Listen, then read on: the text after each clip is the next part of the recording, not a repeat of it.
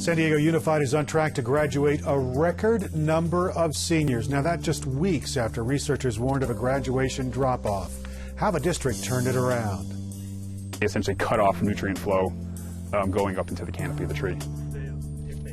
Beetles are wiping out swaths of San Diego trees and increasing the threat from wildfires. How you can prevent the spread of the invasive pests. And airlines use it, Uber uses it, and now dynamic pricing is showing up in local bars. KPBS Evening Edition starts right now.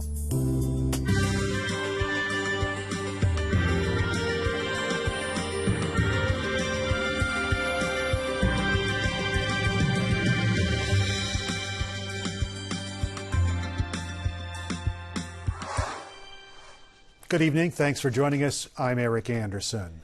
San Diego Unified says the district is on track to set a record for graduation rates among California's 5 largest school districts. KPBS reporter Megan Burke says the announcement comes just 2 months after researchers warned that the district could be seeing a significant drop in its graduation rate. The class of 2016 is the first at San Diego Unified required to complete all 7 courses needed to get into the state's public universities. In March, UC San Diego researchers who work closely with the district said many students were behind in coursework heading into their senior year and that the district could see a graduation rate dip as low as 72%. Superintendent Cindy Martin announced Tuesday 92% of seniors are on track to graduate. Martin says the district tracked each student individually and offered expanded online courses and summer school to get them across the finish line. It wasn't one magic wand. It wasn't one thing that we just, if we do this, then everybody's going to be on track. It was by student, by school, by master schedule, taking what their individual needs were. Martin says data expected in June will show how students of color and English learners fared under the new requirements. Megan Burks, KPBS News. U.S. Navy SEAL, that U.S. Navy SEAL who was shot and killed by Islamic State militants in Iraq last week, is being promoted to the rank of Chief Petty Officer. The Navy says that Charles Keating will be buried Friday wearing his new rank. Keating's SEAL team was based in Coronado, and he is scheduled to be buried at Fort Rosecrans National Cemetery. Keating is the 3rd U.S. service member to be killed in Iraq since U.S. forces returned there in 2014. A bomb threat prompted a security alert and a search at Naval Base San Diego today. It is the 16th unfounded bomb threat against the Navy installation and the adjoining shipyards since last fall. The threats have all been found scrawled on a bathroom or ship wall. The Naval Criminal Investigative Services, BAE Systems, and NASCO are offering a $10,000 reward for information leading to an arrest linked to the false bomb threats. San Diego scientists have found possible genetic links to an increased risk of post-traumatic stress disorder. Now, researchers from UC San Diego, Veterans Affairs, San Diego Healthcare System, and other institutions analyzed DNA samples from more than 13,000 U.S. soldiers. They discovered 2 statistically significant genetic variants that might be associated with PTSD. Now, the study was published online in the Journal of the American Medical Association Psychiatry. The hospital ship USNS Mercy left San Diego today. It's on a humanitarian voyage to the Pacific, the 11th year for that annual journey. And the crew of the medical and dental professionals, veterinarians, engineers, and members of aid organizations will be at sea for nearly 5 months. This is like the first time, it's like 4.5 months. So it's the first time that he's going to be gone for so long. So I don't know how I'm going to deal with it, because it's, you have someone every day and then they're just gone. The Coronado-based Helicopter Sea Combat Squadron 21 is accompanying the Mercy. Participants conduct humanitarian assistance. Several nations improve security and disaster response preparedness. Tens of thousands of San Diego County trees are being wiped out by invasive beetles. All that dead wood could turn into kindling as fire season moves into the region. KPBS science reporter David Wagner went to Descanso to bring us this story. I'm here at the Green Valley Area Campground where we're seeing the damage done by an invasive pest called the gold-spotted oak borer. This is one of many trees that have had to be cut down because of the pest. When it infests the trees, they become a risk. They can fall over onto campers here at the campground. We spoke with experts to find out how this pest is affecting so many oak trees. They essentially cut off nutrient flow going up into the canopy of the tree. By feeding on the living layer of these trees, the bugs prevent the trees from feeding themselves. Mike Puzo is an environmental scientist with California State Parks. He says essentially all oak woodlands in San Diego County have been affected by the gold-spotted oak borer. He points out the small holes left behind in one dead tree, a telltale sign of infestation. When you can start to point them out, with this sort of, ease, then you know that the tree is either heavily infested or dead. Oak trees aren't the only ones under attack here. Other trees in San Diego County have been wiped out by a different bug, an invasive shot-hole borer. Avocado trees are among the species threatened. As we move into summer, fire officials say all of this dead wood is creating a hazard. We try to keep the fire down on the ground as low as we can, but when they start getting up to these trees and they start getting 100, 200 feet up in the air, it makes it a lot more difficult to control. Now, these beetles first came to San Diego County because people moved infested firewood from one place to another. And officials say the number one thing you can do to help prevent the spread of these pests is to only use local firewood. When you break down your campsite, don't take any firewood home with you. David Wagner, KPBS News. KPBS video journalist Matt Bowler helped produce that story. You can hear more about the die-off problem on tonight's rebroadcast of KPBS Midday Edition at 9 p.m. on KPBS Radio 89.5 FM. California stores will start warning consumers today about canned food linings that contain bisphenol A. But consumer advocates say the new warnings aren't good enough. The state says the chemical poses a health risk, but they eased requirements that warning labels needed to be on each individual can or on store shelves where the product is sold. State officials approved a general warning that can be placed near the checkout. The Center for Environmental Health's Charles Margulis says that hurts consumers. There's nothing clear and reasonable about a sign that's posted anywhere in the store that's not even near the cans, and that doesn't tell you which cans have this chemical. Industry officials dispute California's position that the chemical poses a health risk to consumers. Even so, some canned food companies have stopped using linings with bisphenol A. A University of California committee approved extra protection for student athletes today. The measure keeps UC schools like UC San Diego from eliminating financial aid if a student athlete has a career-ending injury. Now, the policy would extend the same protections that a 2012 state law gave to student athletes at UC Berkeley and UCLA. UC's Davis, Irvine, Riverside, Santa Barbara, and San Diego campuses will be included if the new measure is approved by the full board. A vote is scheduled for tomorrow.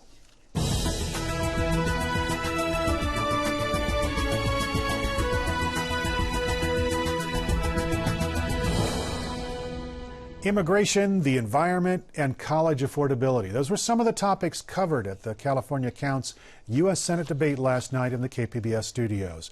The top 5 candidates vying to replace the retiring Senator Barbara Boxer shared the stage here in San Diego. Frontrunner Kamala Harris got most of the attention.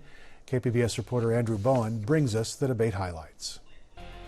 Welcome to our California Counts debate. It was a mostly civil affair Tuesday night, in stark contrast to the mudslinging antics of the presidential debates. Donald claims to care about him. But he sent me his book with his autograph. Donald, I understand rules are very hard for you. They're very confusing. California Attorney General Kamala Harris, a Democrat, is leading in the polls. She said she supports the law recently passed in California to increase the minimum wage to $15 an hour.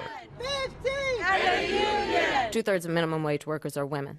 So if she's a mom trying to keep a roof over the head and food on the table, she's probably holding down 2 jobs. That means she's not spending a whole lot of time with those children that she actually wants to spend more time with. But because she has to feed them, she's got to work 2 jobs. We've got to change the system. Harris's main Democratic opponent is Congresswoman Loretta Sanchez of Orange County. The two didn't have many policy differences. The biggest contrast between the two of them was their style. Harris spoke swiftly and forcefully, while Sanchez spoke slowly, at times almost whispering. Here she is answering a question on how she would change environmental law. I have a 100% voting record on the environment. We need to incentivize new technology. We need to invest. We need to enforce the Clean Air Act. And we need to put Californians' emission standards across our nation. Ron Unz was the only Republican who said he supports increasing the national minimum wage. He made a name for himself by running for governor in the 1990s and crafting California's ban on bilingual education. He said wages could be raised by allowing fewer legal immigrants into the United States. It's supply and demand. The more workers that come in, the more pressure there is on the wages of existing workers. Tom Del Beccaro is the former head of the state Republican Party. He said Washington is too divided to pass comprehensive immigration reform and that Congress should focus on areas where there's agreement. And we can agree on national security. Forget comprehensive legislation. How many years are we going to wait for that while the terrorists continue to come into the country? Those concerns about terrorism were echoed by Duff Sondheim. He's also a former head of the state GOP. He said on the issue of refugees, the United States has to have a strict vetting process before allowing them into the country. Especially when you have so many people saying that they're targeting us, we need to make sure that we keep them out until we're able to be certain that they're not going to create a problem here in our country. Thank you, Mr. Sondheim. Most of the attacks on stage targeted Harris, but those attacks didn't impress Divya Sriharan. She's 18, a first-time voter, and a freshman at San Diego State University. She said Harris is confident and has the most experience. She's been doing things all around California. She's been doing it for the longest. She knows what she's talking about, and she definitely has views that I think can be put into the Senate and actually work and help people. The top two vote-getters in the June primary will face off in November, regardless of their party. Polls suggest those top two would be Democrats, Harris and Sanchez. But a recent survey found 48% of likely voters remain undecided. That suggests there are plenty of California voters who are still up for grabs. Andrew Bowen, KPBS News. Last night's debate was part of our California Counts election coverage. To read more, you can go to kpbs.org/election. California senior citizens are pushing lawmakers to expand services for the elderly. Seniors rallied at the state capitol today, saying they struggle to pay for housing, food, and prescription medications. The protesters are supporting a package of programs that seek to restore more than $83 million to senior services like in-home care.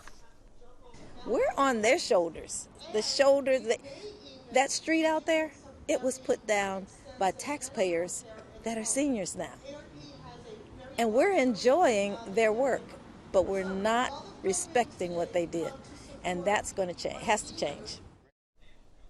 Senior advocates say on average 7,000 Californians turn 65 every week. They project around 20% of the state's population will be 65 years or older by 2030. Airlines are known for something called dynamic pricing. That's where ticket prices are based on demand. Some new software is making dynamic pricing available to other businesses. Associated Press reporter Krista Faria shows us how. At this San Diego bar, the cost of a tequila shot depends on what everyone else is drinking. A real-time ticker shows prices that can change every 5 minutes. I should be paying more attention to my husband, but I've been watching the screen, sorry. Dynamic pricing has been around for years, where prices fluctuate with consumer demand. Think airlines, which hike up ticket prices ahead of busy periods like holidays. But thanks to more widely available software, businesses around the country are increasingly adopting this method. Rideshare companies like Uber call it surge pricing. Football and baseball teams and even zoos charge more at certain times. Amazon also changes prices based on demand and behavior. The reason why these things are possible is that we live in the era of big data, right? So what that means is that we leave a digital trail of everything we do, our browsing behavior, our purchase behavior, right? And then use this information to predict demand. While consumers can get stuck paying more, they can also get deals if they avoid peak times. The idea is that you want to maximize profit and then make sure that no supply goes to waste. Here you are, lady. Thank you. Back at the Blind Burro Bar in San Diego, customers seem to get a kick out of the changing prices. And it sort of shows you a real-world stock market type of environment. And like Wall Street, there will be winners and losers as demand for dynamic pricing increases. Krista Faria, Associated Press. Well, on that note, typical May-gray morning in the San Diego area today. Steph Davis has a look ahead at the weekend forecast. Weather remaining quiet across the San Diego area this Wednesday. High pressure ridge strengthening across the region, allowing for a mostly dry forecast. Satellite and radar not picking up on a whole lot here across the Golden State. You'll notice clouds breaking for sunshine and again enjoying that dry weather. Taking a look closer to home, not a whole lot going on. Borrego Springs south towards Mount Laguna, pressing all the way towards the California coastline. And that's what we can expect as we head throughout our Wednesday night. So temperatures in Borrego Springs tonight will fall back to the upper 50s, just a couple of clouds building on in. Clear skies in Mount Laguna, a few patchy clouds. Your overnight low is 44. 47 tonight, Ramona, back to the low 50s in Alpine. 55 tonight in Oceanside, and will fall to an overnight low of 62 in San Diego itself, with just some low clouds building in. High pressure again strengthening across much of the southwestern United States for our Thursday, and temperatures going to continue to climb as well from the Four Corners all the way towards California. We're really going to skyrocket across parts of the area. However, the coastline should remain cool with that nice ocean breeze. Here's a look at your 5-day outlook for the coast. Low clouds breaking for sun on Thursday and Friday as high temperatures climb to the low 70s. Low clouds breaking for sun on Saturday. Your high is 71 degrees. 72 on Sunday. Highs remain in the low 70s, and low clouds will impact the coastal areas for your Monday. 5-day outlook inland. Low clouds breaking for sun Thursday and Friday as temperatures climb to the mid-70s. Heading towards the weekend Saturday, we'll catch peaks of sunshine through the clouds. Your high is 73 degrees, and then some stubborn low clouds hanging around Sunday, high 70, only upper 60s for your Monday daytime high inland. 5-day outlook across the mountains, sunny and warm on Thursday, high 75 degrees. Similar weather pattern in place as we wrap up the work week Friday. Nice with some sunshine kicking off the weekend Saturday, high 71, and then cooler air pressing into the mountains Sunday and Monday with daytime highs in the low 60s. Wrapping things up with your 5-day outlook for the desert. This is where we see that hot air pressing on in. Shore is going to be warm on Thursday. We're talking triple-digit daytime highs, flirting with that 100-degree mark for your Friday. Partial sunshine and 95 on Saturday, and then a big cool down as we look ahead to Sunday and Monday as temperatures fall back into the mid-80s. Steph Davis, KPBS News. The water crisis in Flint, Michigan has affected thousands of people, and it's also affecting their pets. Mike Householder of the Associated Press explains. It's exciting to be in a new place with lots of new smells. That is until these dogs discover the real reason they're here. Humans aren't the only ones affected by the water crisis in Flint, Michigan. Little mosquito bite. Dogs have been exposed to lead as well. Thanks to a team of volunteers from the Michigan State University College of Veterinary Medicine, Flint's canine residents also are getting tested. Good girl. We are hosting a free lead screening event for dogs. It just involves taking a small blood sample from the dog, and we're testing for lead levels and other heavy metals. Katie Joe brought in Missy after discovering spots on her hindquarters. You know, it could be related to the water. I don't know if it is or not, but I was just concerned that maybe she has lead in her system. Like many Flint residents, Job gave her dogs water from the tap, not knowing lead from old pipes had leached into the city's water supply. I would be devastated if my dogs had lead poisoning. State veterinarian James Averill says his office has documented 7 cases of lead toxicity out of the more than 250 dogs tested so far. When you start getting further longer-term exposure to high levels of lead, then you might start seeing neurologic or brain changes. You could get seizures. Greg Howe hopes the Siberian Husky Diamond hasn't been poison like the rest of the city of Flint is. So. The water crisis affecting another vulnerable population. Mike Householder, Associated Press, Flint, Michigan. I'm Judy Woodruff on the next News Hour. Travel from San Francisco to L.A. in 30 minutes. Miles O'Brien witnesses one of the first tests of Hyperloop technology. That's Wednesday on the PBS News Hour. Technology plays an increasingly important role in schools thanks to the addition of tablets, smart boards, and 3D printers. A program at Columbia University, however, trains teachers how to bring technology into art class. Reporter Andrea Vasquez found out it's not about replacing the canvas with screens, but it's about adding to a student's artistic arsenal. Traditionally, art classes have looked kind of like this. But new technologies like 3D printing, which have already made their way into artist studios, may soon be alongside the pencils and paintbrushes in classrooms. It's important to understand the technologies because they're out there in the world as well. So to have an understanding of those technologies and be able to use them in your art making process, I think that's empowering. At Columbia University's Teachers College, a new certificate program called Creative Technologies trains future teachers on how to integrate new tools and media into their arts lessons. Making always has existed, right? And was always very important for art education, but now it's different because it is digitally enhanced and technological advanced making. This class lets us to think about how to balance technology and traditional art. A lot of children today are already exposed to technology, so I think it's for educators to really step ahead and experience first and then introduce the good technology for children. We'll address physical computing, programming, creative coding, and digital fabrication. Richard Yoakum teaches a basic survey class in the program. Today, he's teaching students to use design software and a 3D printer to create simple objects. One of the most important things for students is to make connections with traditional materials so that the two don't get polarized or antagonized. The main thing we are trying to achieve is for them to make bridges to expand the materials because art education is expanding as a field. Technologies like laser cutters and 3D printers are opening a world of new possibilities for artists and art educators. But instead of tossing the paint and canvas, they're adding these to their toolbox. Students in this class actually, for their final project, have to roll the dice. One has old media, one has new media, and one has the theme that they'll have to use to integrate both.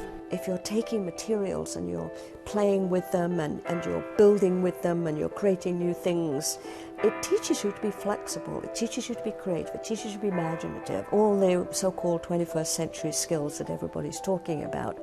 Increasingly, educators are challenged to integrate new gadgets in class so they're used as learning tools rather than distractions. I think that there is quite a lot of evidence now that having children in front of screens for inordinate amounts of time during every day has an inverse relationship to the development of their academic skills. And what we have to learn, I think, in education is how we balance these different ways of learning so that they infuse each other, they support each other, and they don't, in a sense, cancel each other out. When we make lesson plans, we think how the children of that specific target age would work on specific projects. So we would think about their developmental age and how this media would affect them at school and also outside school. As new technologies are constantly appearing in our daily lives, learning to adapt and use these tools for new tasks and creations is a lesson in itself. What we have now is the advent of a technology and technological tools, the potential of which we haven't even begun to think of. The rapidity with which they are being invented and used is astonishing. If you feel empowered to take on a new material, then you may actually have a better chance to do the same with the materials that come up in 20 years' time. Columbia's 2-year Creative Technologies Certificate Program passed state approval this year, widening the pipeline for a new breed of teachers. You can find more stories like this on SciTech Now. That airs Sundays at 5:30 p.m. here on KPBS television. Recapping tonight's top stories, in a surprising turnaround, graduation rates at San Diego Unified are on track to set a record. That's just 2 months after researchers warned the district could see a significant drop in those rates. 92% of seniors are expected to graduate this spring. Superintendent Cindy Martin says the district tracked each student individually and offered expanded online courses in summer school to get them across the finish line. The U.S. Navy SEAL who was shot and killed by Islamic State militants in Iraq last week is being promoted to the rank of Chief Petty Officer. The Navy says that Charles Keating will be buried Friday wearing his new rank. Keating's SEAL team was based in Coronado, and he is scheduled to be buried in Fort Rosecrans National Cemetery. Keating is the third U.S. service member to be killed in Iraq since U.S. forces returned there in 2014. And a wide-ranging study says there may be genetic markers that identify an increased risk of post-traumatic stress disorder. San Diego scientists analyzed DNA samples from more than 13,000 U.S. soldiers and discovered 2 genetic variants that might be linked to PTSD. Here's a look at what we're working on for tomorrow in the KPBS newsroom. The San Diego Zoo is celebrating its centennial this weekend, and tomorrow on Midday Edition we'll talk with the zoo's global ambassador about how it's changed over 100 years and what the future holds. You can find tonight's stories on our website. It's kpbs.org/evening edition. Thanks for joining us. We'll be back here again tomorrow night. Have yourself a great evening.